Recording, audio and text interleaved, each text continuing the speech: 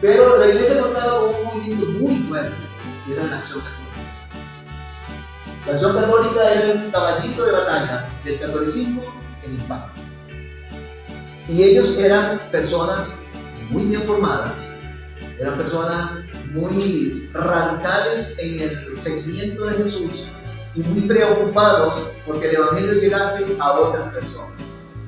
Cuando termina la guerra, hay dentro de esta Acción Católica un grupo que es la Juventud de Acción Católica. Y esa Juventud de Acción Católica era asesorada por gente no tan joven, pero que daba un aporte fundamental para la formación de estos jóvenes. Y ellos se habían fijado antes que para 1948 iban a hacer entonces una peregrinación a Santiago de Compostela. ¿Qué es eso? ¿Qué es Santiago de Compostela? Santiago de Compostela, ¿qué es Compostela? Compostela es una población española donde se guardan los restos de Santiago el Apóstol. De Santiago el Apóstol. Vamos a hacer un paréntesis aquí para comentar, quizás ustedes eso lo saben ya, que Santiago, cuando se da la dispersión de los apóstoles, a Santiago le corresponde irse a España a evangelizar, a convertir. Y después de muchas semanas, de plaza en plaza, nadie se convirtió. Nadie se convirtió, y entonces él decide regresar a Jerusalén, a ver a dónde más lo van a enviar, a dónde puede ir.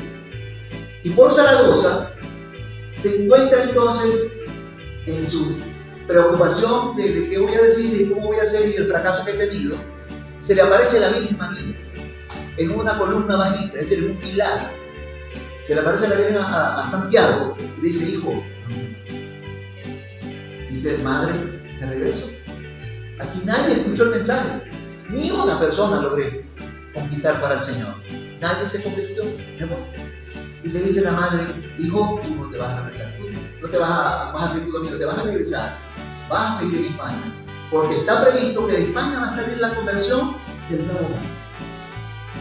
Y Santiago, obediente como todos los apóstoles, decide regresar a predicar. Y entonces se da el fenómeno, una especie de nuevo Pentecostés español. Empiezan las conversiones masivas, y Santiago entonces le ve fruto a su trabajo, a todo aquello con lo que había soñado desde que salió de Jerusalén cuando comenzó la persecución. Santiago muere, y entonces en Compostela los cristianos guardan los restos de Santiago. Y Compostela es el lugar de peregrinación, uno de los 3 lugares más importantes de peregrinación que tiene el catolicismo. El primero, Tierra Santa. Muchísima gente de cualquier lugar del mundo va a Tierra Santa. El segundo lugar, que también es muy visitado, es Roma. Roma, hasta no católicos van a Roma en peregrinación a conocer bien sea el Vaticano o bien sea los lugares históricos, el circo romano, tantos lugares, las basílicas, etc. Y el otro lugar más visitado del mundo católico es Compostela. Allá van peregrinaciones de todo tipo. Tanto es así que en este año, en 1948, estaba previsto que iban a ir 100.000 jóvenes. Fíjense lo fuerte que era la iglesia en ese momento. ¿Ya? Cosa que de jóvenes lo volvimos a ver más tarde, pero ya con Juan Pablo II, cuando empieza a hacer los encuentros mundiales de jóvenes, y eso mueve otra vez el huracán de la juventud. ¿Ya? Entonces, en Compostela, para ir a ese encuentro, había que prepararse. La iglesia siempre ha sido así. No vas a hacer nada improvisado, hay que prepararse. Y algo que parecía tan elemental, una peregrinación. Pues no, la Acción Católica, que era un grupo muy radical, muy bien formado, dice: hay que formarse, y comienzan a dictar unos cursillos de preparación para ir a esa actividad, a ese encuentro. Pero cursillos no como lo entendemos hoy. En aquel momento el cursillo era lo que significa la palabra cursillos. Etimológicamente, cursillos es un curso pequeño intensivo. Entonces, ¿a quién se les dictaba? A los adelantados de los peregrinos, es decir, a los líderes, y a aquellas personas que consideraban que tenían condiciones tanto a nivel nacional como en las parroquias. Los que iban a asistir allá tenían que ir bien formados. En esos cursillos de preparación para ir al encuentro, el Espíritu Santo empieza a manifestarse de una manera diferente y empieza a ser captado por los organizadores, que en aquel tiempo eran el Monseñor Gallá, Monseñor Gervás, obispos ambos, y Eduardo Botín. Seglario, laico, hombres que fueron utilizados por el Señor para empezar una nueva forma de hacer las cosas.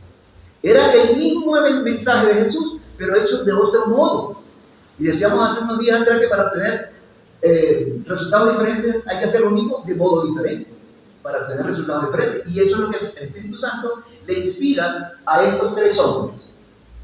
Y ellos, de esa experiencia que tienen en la acción católica, toman lo que más conviene, lo que más aporta para lo que están descubriendo con la acción del Espíritu Santo, y pasado ya, desconectados ya de ese evento, porque ese evento se cumplió y pasó, ellos siguieron con eso que habían descubierto allí y empiezan a extenderlo por diferentes lugares de España. Esos primeros cursillos que se dieron en Mallorca precisamente, tuvo un tiempo de ensayo y error, de aprendizaje, de modificaciones, de correcciones. Iban haciendo los cambios que el Espíritu les iba inspirando. ¿Qué temas podemos dar? ¿Qué temas no dieron resultados? Vamos a hacerlo de otro modo. Y se va consolidando entonces el movimiento. Ya no como acciones puntuales, sino como un movimiento de la Iglesia que el Espíritu Santo estaba generando, pero de una forma impresionante. Este movimiento, que ya deja de ser una acción esporádica, puntual, y se convierte entonces en algo que genera ruido, pero un ruido positivo dentro de la Iglesia, tiene entonces, comienza a tener unos aspectos o unas formas de hacerse bien significativas, que nosotros, el manual lo conoce como elementos distintivos, y lo podemos encontrar en la página 30, que esa sí la vamos a leer porque es importante que la tengamos tal cual nos enseña el manual. Dice: al tiempo que se concretaban esos primeros cursillos, se configuraba un movimiento con una serie de elementos distintivos. ¿Cuáles eran esos elementos distintivos? Aquí nos lo dice el manual. Dice, primero, un grupo de personas que compartían una mentalidad. Estos tres señores y los que fueron siguiendo formándose por ellos, ya tenían bien claro a dónde iban y cómo había que ir para llegar a ese final. ¿Ya? Que más adelante en el tema de mentalidad pues, lo vamos a encontrar. Pero ya tenían claro, o estaban empezando a tener claro qué era lo que querían y cómo lograrlo. Segundo, una finalidad, es decir, un objetivo. ¿Qué es lo que queremos? Pues lo que queremos es vertebrar de cristiandad los ambientes. Ya sabíamos qué queremos y cómo lo queremos. ¿Para qué lo queremos? Para vertebrar de cristiandad los ambientes. En tercer lugar, se dan cuenta que es un método eficaz para conseguir la finalidad perseguida. Reunidos así, con gente que tenga características de liderazgo, que tenga la gracia del Espíritu Santo en ellos, la apertura, pues él va a llegar a más gente, porque ya no va a ser desde el púlpito, ya no va a ser desde un retiro, sino que en la casa, en la familia, él va a lograr generar esos cambios, en el trabajo, en la universidad, en donde esté, porque el Espíritu Santo es el que va a actuar, y esa gente va a estar en condiciones de poner de su parte. Y como un mínimo de organización o de estructura, no podría ser tampoco una forma dispersa, ¿no? Porque la dispersión de esfuerzos termina con la crisis, no se logran los objetivos.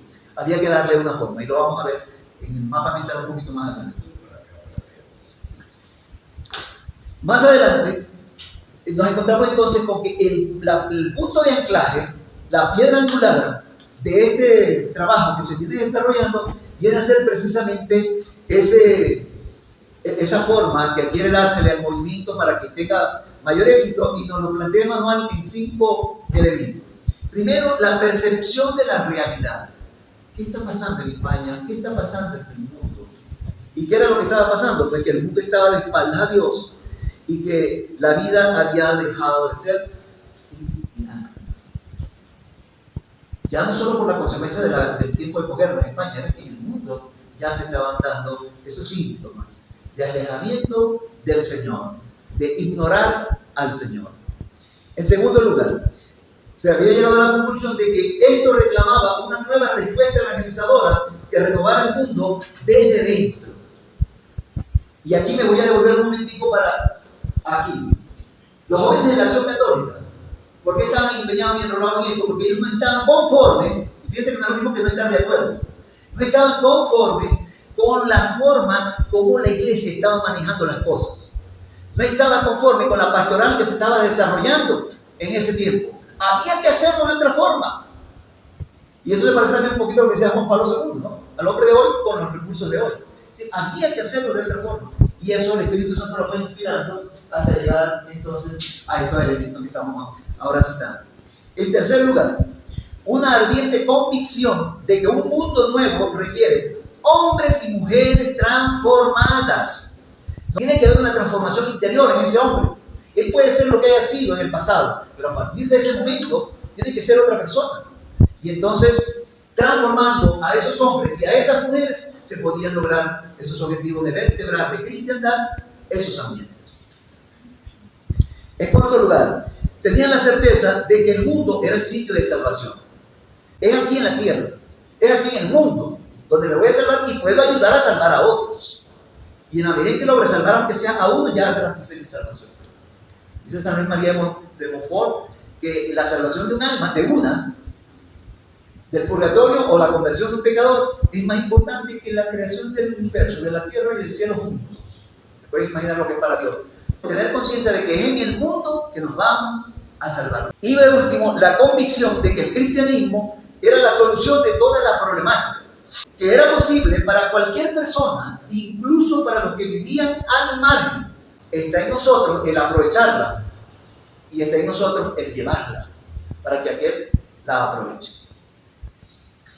Y que pueda entonces hacer vida el cristiano y transformarse en apóstol que transformará a su vez los ambientes. Porque nadie da lo que no tiene. Decía San Pablo, y eso es una gran verdad.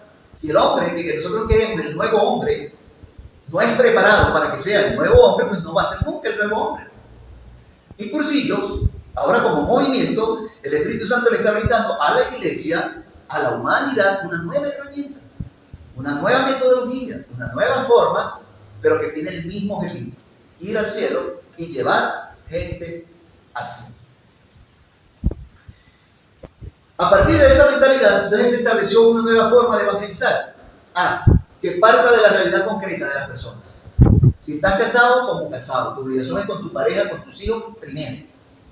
Si estás soltero, bueno, en tu grupo de tus amigos, en la universidad, en donde estés. Si perteneces a la parroquia, pues en el grupo parroquial. Pero donde te encuentres en tu metro cuadrado, allí tienes que hacer el trabajo, porque no hay excusa. Para Cursillos somos inexcusables. Para que ese hombre vaya y allá no se estrelle, o esa mujer allá no se estrelle, pues entonces hay que hacer un precursillo bien bueno para que él sepa con qué se va a encontrar y a qué se va a comprometer.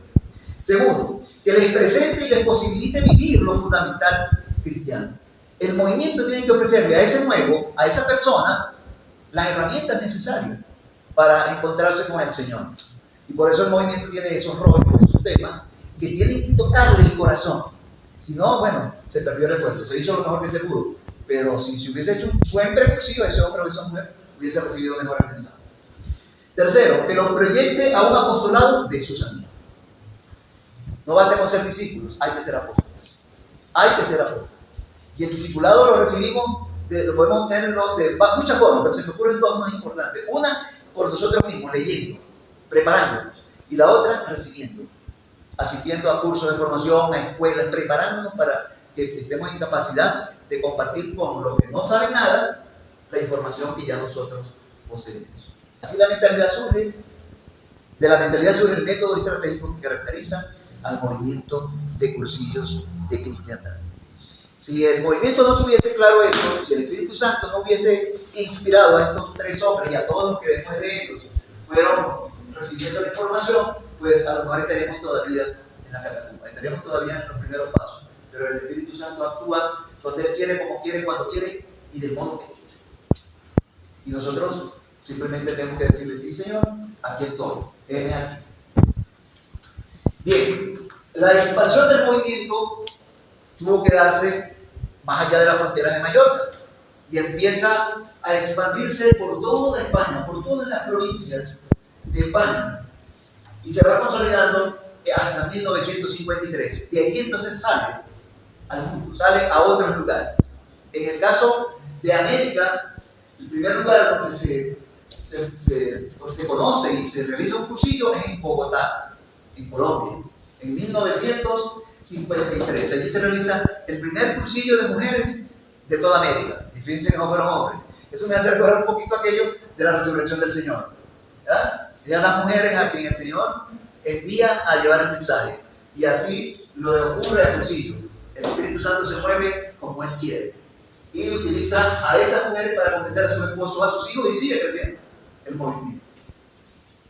Y América pasa entonces al resto del mundo. Se va por toda Europa Occidental, toda Europa Oriental, recorre todo el planeta Tierra. Y se convierte entonces en un movimiento universal. Ya no es un movimiento español, ya no es un movimiento americano, ya no es un movimiento occidental en cualquiera de los idiomas, no. En el idioma más extraño hay un cursillista. En cualquier lugar del mundo, hoy, podemos asegurarlo con toda certeza de que se realiza el cursillo de cristiandad. Porque es la obra del Señor, no es la obra de hombres. Bien, entonces el movimiento, guiado por el Espíritu Santo, se convierte en universal. En todos los rincones del planeta Tierra hay algo. Pero en la medida en que iba creciendo el movimiento, iban surgiendo inquietudes, porque se hacía muy grande el pastel. ¿Y cómo lo controlamos y cómo lo repartimos? Hay que darle forma a eso. Y el Señor allí vuelve a actuar, vuelve a inspirar a los que están involucrados en el proceso de expansión. Y les enseña que hay que establecer unas estructuras formales. Ya no es de que Pedro Pérez y Juan Diego y el otro se van para España y el otro se va para Italia y allá formales. No, no. En cada lugar, porque eso va a seguir creciendo, en cada lugar hay que darle forma. Y entonces se dan esos primeros pasos de formación que fueron los secretariados diocesanos. Porque el movimiento iba llegando a cada país y en cada estado, en cada lugar, provincia, era el obispo, porque recuerden que los obispos representan a los apóstoles, y ellos son autónomos de recibir o no recibir a alguien en su diócesis. ¿De acuerdo? Entonces habían obispos que eran abiertos, algunos porque ya tenían información de lo que estaba pasando con el movimiento a nivel mundial y les gustaba, y de una vez vengan para acá. Pero había otros que no sabían nada de eso y les comprensivo. La misma Virgen María le dijo a San Gabriel, ¿epa? ¿Y cómo así si yo no he conocido varón? ¿Ya? Entonces, habían algunos obispos que ya vamos por partes. Dame bien, ¿qué es lo que queréis hacer? Ah, ok, cuando ya veían cómo era la cosa y consultaban quizás con otros obispos y veían los resultados, esto es obra de Dios. Entonces se iba dando ese proceso de apertura de información de los secretariados diocesanos. De hombres y mujeres que como cúpula seleccionada por el Espíritu Santo, aprobada por el jefe de la diócesis, el jefe de la iglesia local, se le dice dentro de la iglesia, el obispo, ellos se encargaban entonces de coordinar el trabajo de los grupos pequeños. Y es lo que sigue ocurriendo hoy, ¿verdad? Nosotros pertenecemos a un grupo aquí, pero este grupo está conectado con el secretariado diocesano. Y llegó un momento en que había muchos secretarios diocesanos. ¿Y quién los va a dirigir? Pues hay que hacer un paraguas que cubra a todos esos secretariados seccionales diocesanos. Y se crean entonces los secretariados nacionales, que son a su vez un grupo con la misma cantidad de personas, pero que son responsables de animar, dirigir, coordinar a todos los secretariados diocesanos, para que ante la iglesia nacional, ante la autoridad nacional de la iglesia, puedan entonces decir sí, esta gente que está aquí es confiable, porque ellos son coordinadores de aquellos y el obispo de allá también es confiable en este grupo de personas.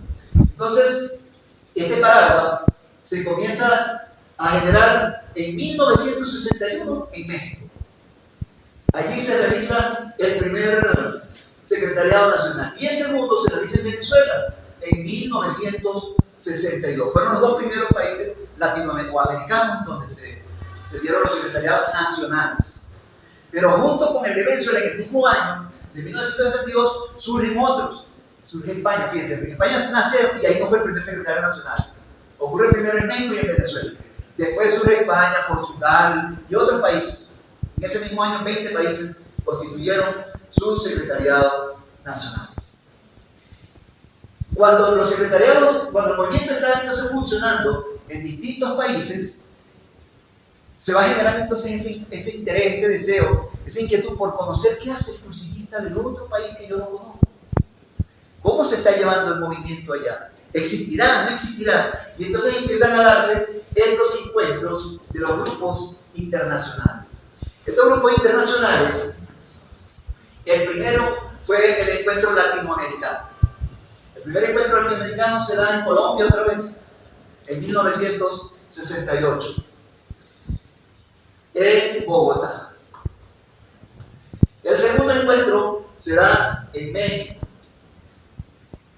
en la ciudad de Tlaxcala. Allí se da el segundo encuentro latinoamericano.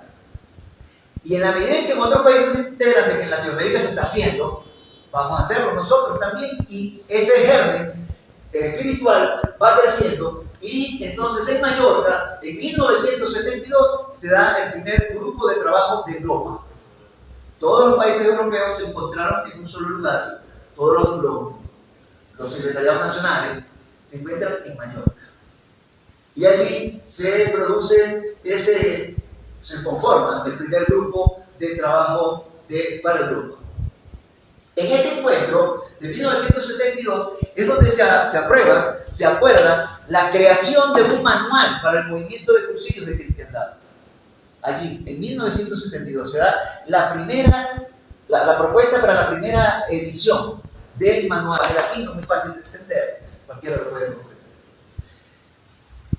En 1973, entonces, los países, o mejor dicho, los secretariados nacionales de los países de habla inglesa se organizan también y empiezan a trabajar con su realidad, con sus expectativas y con sus necesidades.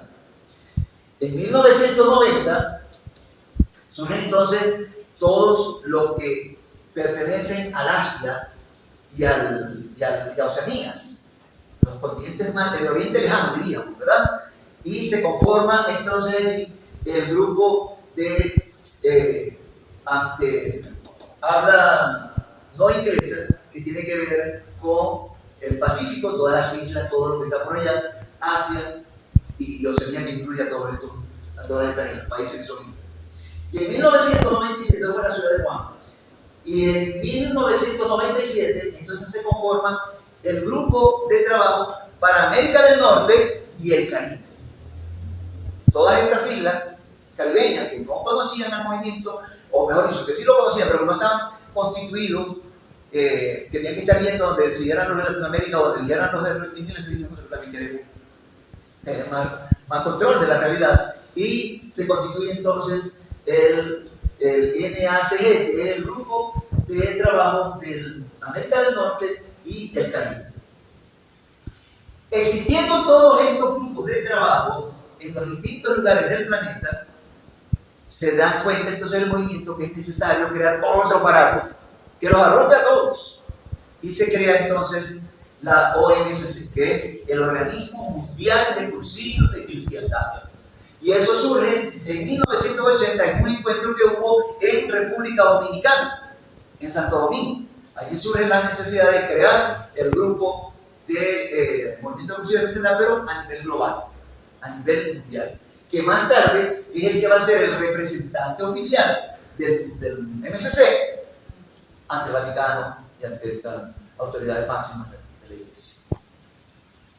Bien, teniendo entonces, vamos claro hasta aquí para seguir. Okay. Teniendo entonces ya esta estructura definida, esta estructura formal, el movimiento se da cuenta que no tiene reconocimiento oficial de la Santa Sede. ¿Y cómo entonces llegaron hasta aquí? Habiendo un pasaporte que no tienen reconocimiento oficial, que cada obispo le fue diciendo que sí. Cada obispo le fue diciendo que sí. Hasta el Papa les dijo que sí, pero no había nada por escrito. Fíjense que en 1966 se realiza la primera estrella mundial en Roma. ¿Y quién está presente en esa estrella? Pablo VI, casi nada, el Papa. Y anima al mundo entero a que se enamoren y se enrolen en el movimiento del cursillo. Había reconocimiento papal, pero no de la Santa Sede, es decir, lo administrativo no se había cumplido, que estaban discutiendo ustedes hace rato, ¿no? Ya que tengo la historia, sí, pero ¿dónde está lo legal? Más o menos eso era lo que pasaba. No había reconocimiento oficial, que se le conoce como reconocimiento canónico.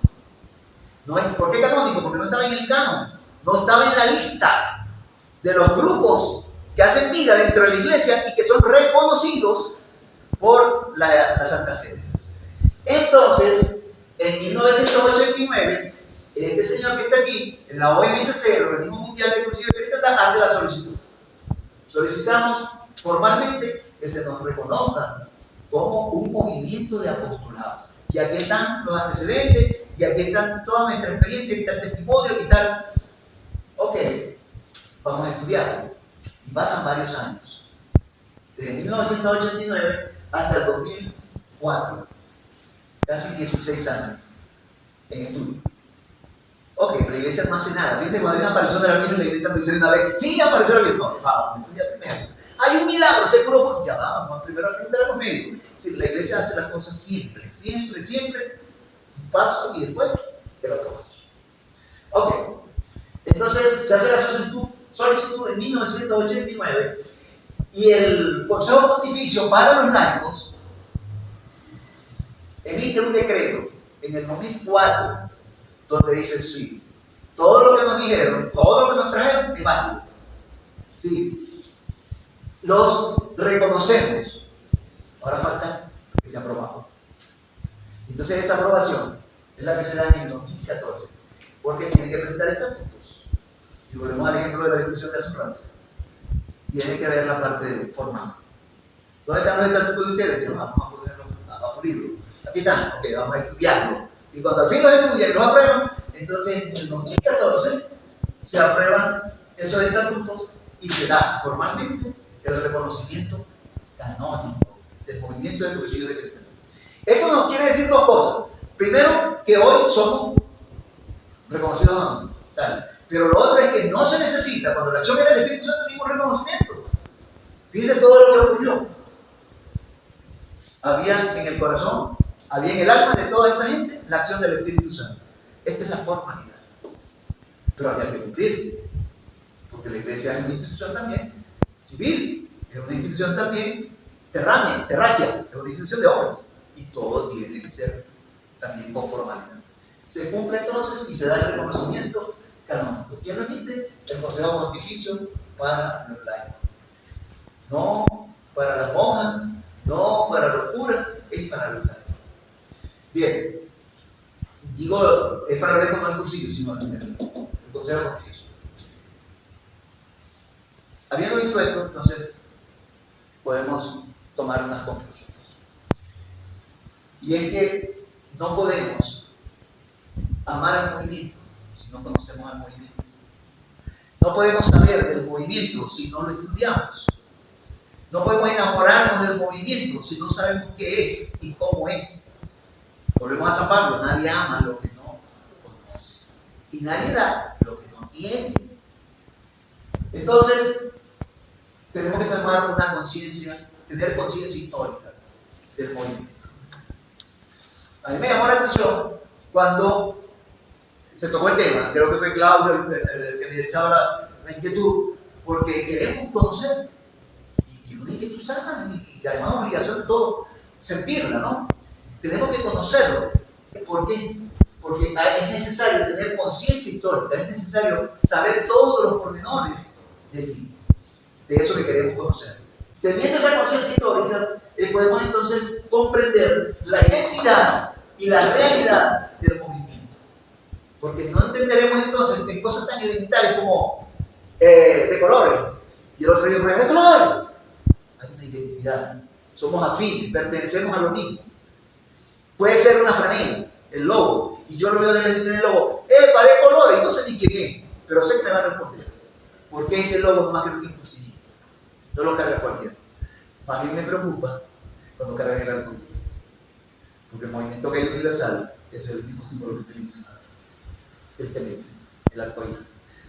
Bueno, pero el símbolo del cursillo, que es el Cristo, ya, con el sol de fondo, con el blanco al fondo, nos identifica.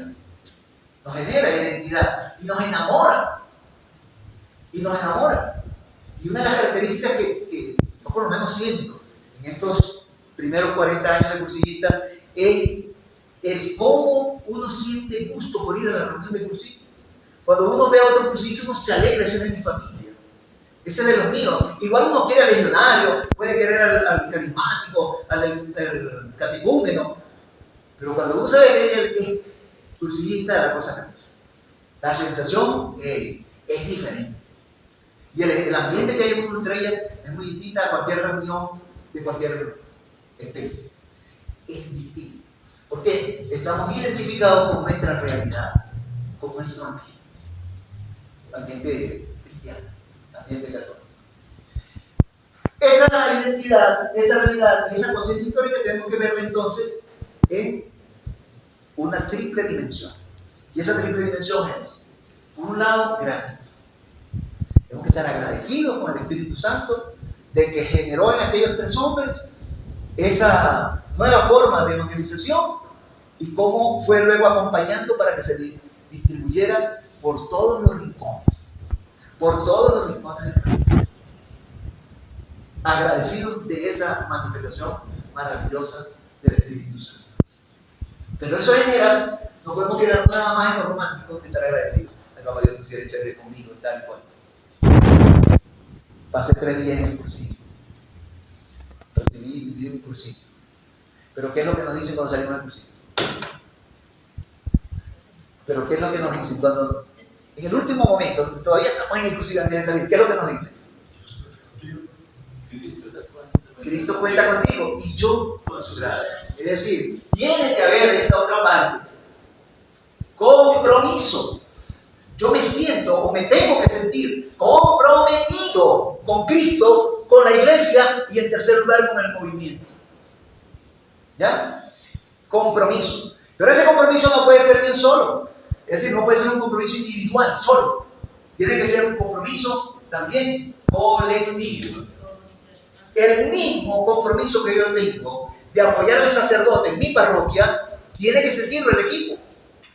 El mismo compromiso que yo tengo de apoyar las actividades en la comunidad, tiene que sentirlo el equipo. Pero esta expresión inclusive, que no sé si ustedes aquí la manejan, pero allá se maneja con mucha frecuencia, que es que nos salvamos o nos condenamos en racismo. Aquí también se utiliza esa expresión, ¿verdad? Entonces, ese es el meollo, decimos allá, lo medular, lo más importante, de que el compromiso no es de lobo solitario, el compromiso es de equipo. El compromiso es colectivo para poder llegar a lograr esos objetivos. Pero teniendo el agradecimiento y el compromiso, tenemos entonces también la esperanza de que el Señor no nos va a faltar. No nos va a fallar. No nos falló desde el 48 hasta hoy y no nos va a faltar nunca.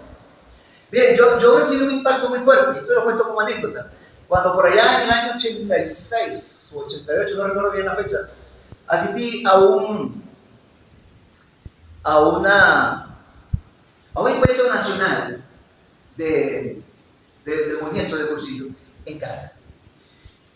Y en Venezuela, quien formó el cursillo no fue ninguno de estos obispos, sino un sacerdote español también, que venía en ese grupo de gente que salió para todas partes, llamado Cesareo Gil. No sé si ustedes lo habrán escuchado. Cesareo Gil era un hombre que escribió, pero hasta el día de su muerte, muchísimos libros dentro del movimiento. Muchísimos libros. Escribía novelas, cuentos, cosas formales, y en todas uno aprendía. En todas. Entonces, una vez que estábamos en ese encuentro de día en allá de Caracas, él manifestó una preocupación. Y él decía, yo veo, porque eran tiempos, en los años 80 había un fervor muy grande a nivel mundial, mucha productividad, mucha música, muchas cosas, pero ya la iglesia, el sentimiento empezaba a bajar. Y entonces él estaba preocupado y él decía, miren, yo veo esto con preocupación y dentro de 20 años es posible que ya no exista cursillo. Tan poquito tiempo no queda. 20 años se van así. Y tanto esfuerzo, ¿no? La iglesia, el movimiento siguió bajando. Pero cuando llegan los años 2000, eso quiere decir que en el 2006 tenía que haberse desaparecido, según esa profecía. Pero como no es cosa de hombres, sino cosa de Dios, en los años 2000, yo lo conversaba en estos días con Francisco. Francisco ha sido un motorizador de la juventud de Venezuela, al menos en el estado Zulia, para Cursillo, de los solteros, cuando estaba mi esposa también, en este collar soltera también. Comienza entonces los jóvenes, así como en Mallorca, los jóvenes a decir no estamos de acuerdo con lo que está pasando, vamos a hacerlo de otra forma, y entonces empiezan a hacerse talleres, convivencia con los chavos mayores de 13 años, con los niñitos, y a todo el personal profesional que podía darle algo a esos muchachos desde el punto de vista cristiano, empiezan a hacerse cosas y cosas, y de pronto, otra vez el movimiento para arriba. Hoy que estoy aquí, en el equipo de mi parroquia, cuando yo llegué a ese equipo, éramos 12 personas, creo, o 15.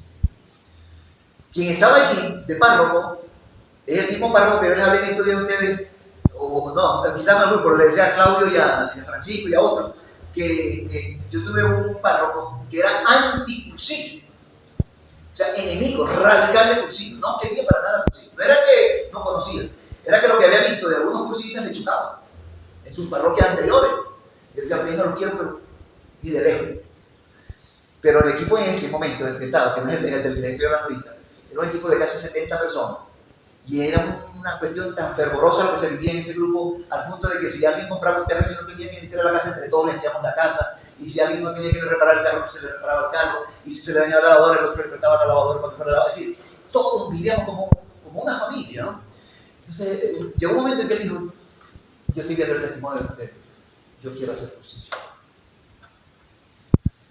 Hizo cursillo y se convirtió entonces en un defensor de cursillo.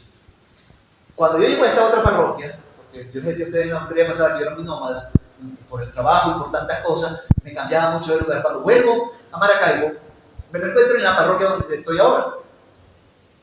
Y él me llama y me dice, José, necesito que te incorpores aquí. Y me apoya a esta gente. Era un grupo muy joven, casados la mayoría, pero muy joven, muy joven.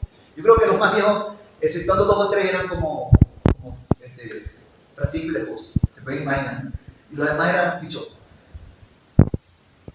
Cuando se da la crisis en Venezuela, el grupo creció como hasta 34. Pero cuando se da la crisis en Venezuela, todo el mundo se va. Y el grupo se viene otra vez. Y quedan 56. Hoy, el equipo está, creo que en 48 o 50. Porque es acción del Espíritu Santo. Lo que llama la iglesia del resto de Israel. Es decir, se puede reducir la iglesia a su mínima expresión, pero vuelve a subir. La fuerza del infierno nunca va a prevalecer. Entonces, esa es la esperanza la que tenemos. De que el Espíritu Santo no nos va a fallar. No nos va a abandonar. Siempre va a estar con nosotros, pase lo que pase. Aunque veamos antitestimonios, aunque veamos que la gente se mete a evangelio, porque ha pasado, cursillistas que se han metido a evangelio. Tristemente. Aunque den el peor de los testimonios, no por eso el movimiento va a desaparecer. Mucho menos la iglesia. Mucho menos la iglesia. Entonces, veamos todo este esfuerzo que el Señor nos ha brindado en estas elecciones de gratitud, de compromiso personal y colectivo y de esperanza en la acción del Espíritu Santo. Que el Señor bendiga sus vidas y bendiga la mía y nos ayude a comprender verdaderamente esto que estamos comenzando a conocer.